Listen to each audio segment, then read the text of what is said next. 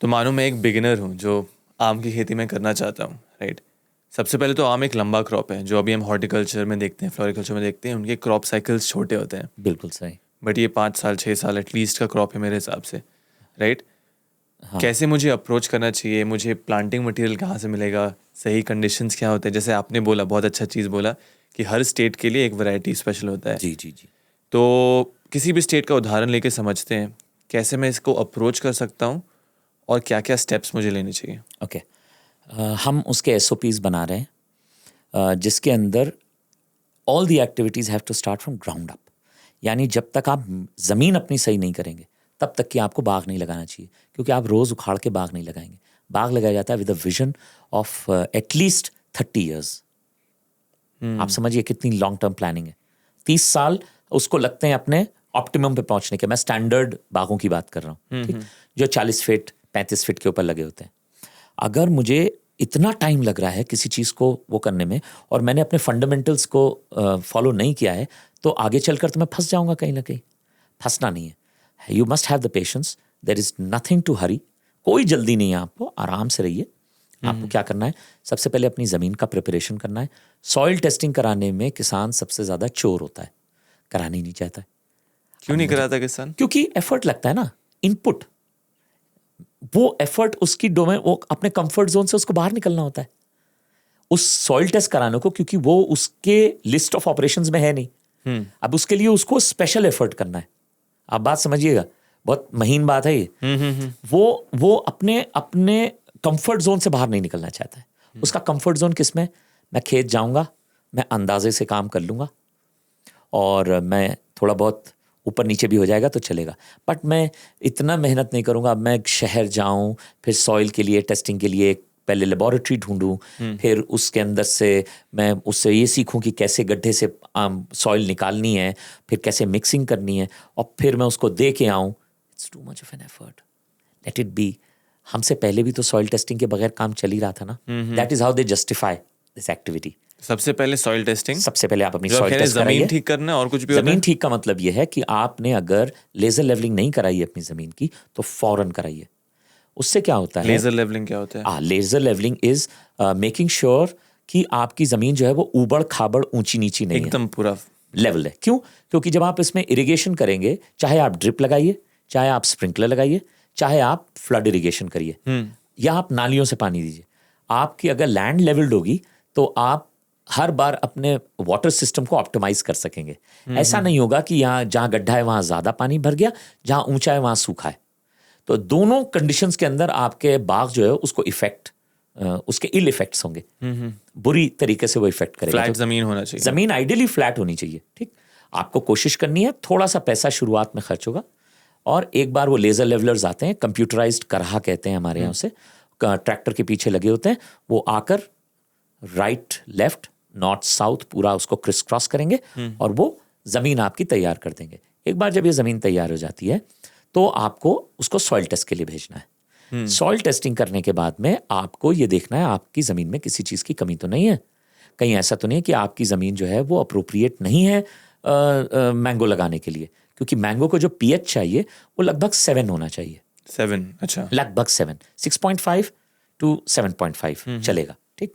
अगर इससे नीचे का पीएच होता है तो आपको फिर उसके अंदर वो एडिशंस करने होंगे जिससे आप उसके पीएच को राइज कर बढ़ा सकें। सकें। और अगर पीएच इससे ज़्यादा है तो आपको वो एडिशंस करने हैं जैसे जिप्सम वगैरह, जिससे आपका पीएच नीचे हो जाए। तो ये अब बाद में आप नहीं कर सकते। ये सारे वैरायटी के लिए स्टैंडर्ड है? ये एक मतलब ये एसओपी है। ये तो आपको करना ही करना है। आप कोई भी बाग लगाइए, ठीक।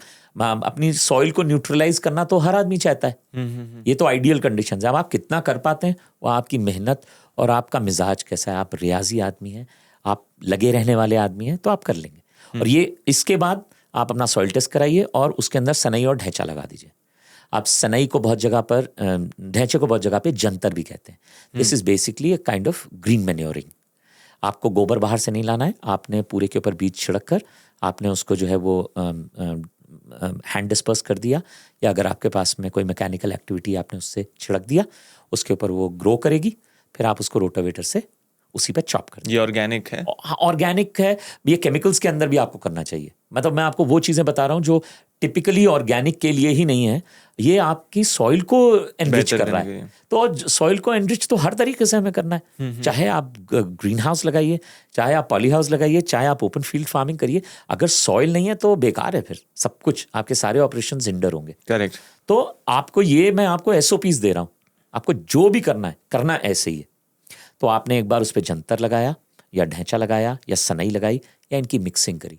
अगर आपके पास इतना रिसोर्सेज नहीं है कि आप ये कर सकें, आपके घर पे दालें रखी होंगी, आपके घर पे जो भी बीज रखे हुए हैं सरप्लस में, आप जाइए और अपने खेत में छिड़क दीजिए। उससे क्या होता है? ग्रीन मैन्योरिंग हो रही है। Nitrogen fixation? नाइट्रोजन फिक्सेशन नहीं हो रहा है, इससे कार्बन कंटेंट इंप्रूव हो रहा है। कंटेंट। तो कार्बन हमारे लिए सबसे इंपॉर्टेंट चीज़ है। अब अभी आपने लेजर लेवलिंग कराई है, तो जिस जगह पे ऊंचा होगा वहां से आपने शेव ऑफ करी होगी, तो आपकी टॉप सॉइल जो है वहाँ से शिफ्ट हो गई होगी। तो जब आप ये खेती, जब आप एक बार ये ब्रॉडकास्टिंग करेंगे इस सीड की, तो आपको ये समझ में आ जाएगा कि मेरी खेत यहाँ पर कमज़ोर है, यहाँ पे कमज़ोर है, यहाँ पे कमज़ोर है। तो बेसिकली फिर उसके बाद आप फार्म यार्ड मैन्योर लाएंगे तो आप वहाँ पर छिड़क के उसको इम्प्रूव कर सकते हैं। मैंने हज़ारा में ऐसे ही किया है।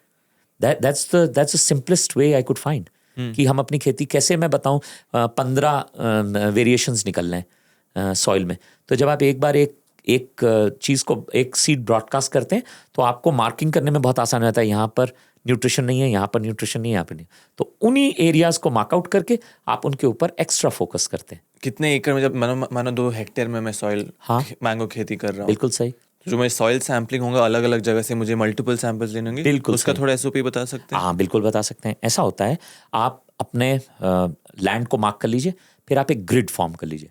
साइंटिस्ट कहते हैं कि चारों कोनों से और बीच से लीजिए, ठीक। मगर जब आप लेजर लैंड लेवलिंग कर कर निकले हैं वहाँ से, तो आपको ग्रिड फॉर्म करना होगा। यानी आपको अभी पहले बार एक समझिए कि अपना खुरपा लेना है और उससे 6 इंचेस बाय 6 इंचेस का एक सेक्शन उठा के कलेक्ट कर लेना है एक बकेट के अंदर। समझते रहिएगा। एक बाल्टी अपने पास रखिए और एक खुरपी रखिए। 6 इंच का सेक्शन लेके 6 इंच बाय 6 इंच का आपने एक स्क्वायर बनाया और उसको तकरीबन 40 सेंटीमीटर तक की खोद दिया और उसको निकाल के अपने बकेट के अंदर कलेक्ट कर लिया।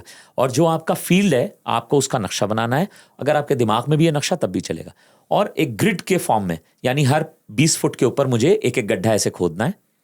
और हर 20 फुट? हाँ, क्योंकि हमने अभी लेजर लेवलिंग करी है ना, तो हमें मालूम नहीं है कि कंसिस्टेंसी सब उलट पुलट हो गई होगी। अगर लेजर लेवलिंग नहीं की है तो? अगर हमने लेजर लेवलिंग नहीं करी है तो आप 6-8 जगह से ले लीजिए। और आप रेकमेंड करते हैं लेजर लेवलिंग? मुझे बिल्कुल 110%, क्योंकि in the long run this is going to save you so much of money and it will improve on your yields that you will never regret doing laser levelling.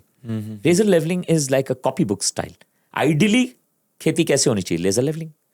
जब laser levelling नहीं थी तब भी लोग manual करे से करते थे, मैनुअल चिजलिंग करते थे। जहाँ ऊंचा होता था वहाँ से मिट्टी को खींचकर, जहाँ लो लैंड्स होते थे वहाँ पर लेवल करते थे, ताकि उनको फ्लैट लैंड मिल जाए।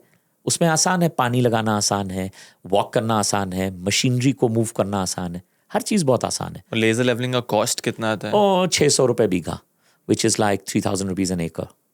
बस मैं ऊपर की तरफ बता रहा हूँ आपको। अगर आप अच्छा निगोशिएट कर लोगे तो इससे कम हो जाएगा। कोई इतनी बड़ी चीज़ नहीं है। और आपको एक ही बार तो कराना है लाइफ टाइम में। करेक्ट। 4 पेड़ कम लगा लेना, ठीक है, पैसों में हो जाएगा ये काम। आपने लेजर लेवलिंग करी, लेजर लेवलिंग करके आपने ढैंचा और सनई लगाई, ग्रिड बनाया, उससे हाँ नहीं, ढैंचा और सनई लगाई, हाँ ग्रिड बनाकर आपने सॉइल टेस्टिंग करी। उससे क्या होगा, जब आप ग्रिड बना लेंगे तो उससे आपको मीन अपने फील्ड का मिल जाएगा, एवरेज। जी हाँ। तो जो एवरेज है वो आपको पता लग जाएगा कि इधर से लेके उस कोने तक की, उस कोने से इस कोने तक की मेरे फील्ड में किस किस चीज़ की कमी है। तो जो भी डेफिशिएंसीज हैं आप उसको टोटल इधर से उधर तक की कवर कर सकते हैं। बाकी जो फोकस्ड एरियाज हैं वो जब आप एक बार ब्रॉडकास्टिंग करेंगे सीड की, जहाँ पर सीड घटिया उगेगा, कम उगेगा, स्पार्सली उगेगा, डेंसिटी अच्छी नहीं होगी, आपको खुद दिख जाएगा। आप उन जगह की मार्किंग करिए, फार्म यार्ड मैन्योर डालिए या जिस भी चीज़ की कमी हो वो आप डाल लीजिए। सॉइल टेस्टिंग आपके पास है। आप सबसे पहले साल भर 6 महीने लगाकर अपनी लैंड को सेट करिए। जब एक बार आपकी लैंड सेट हो जाती है, फिर आप ये डिसाइड, फिर आप अपना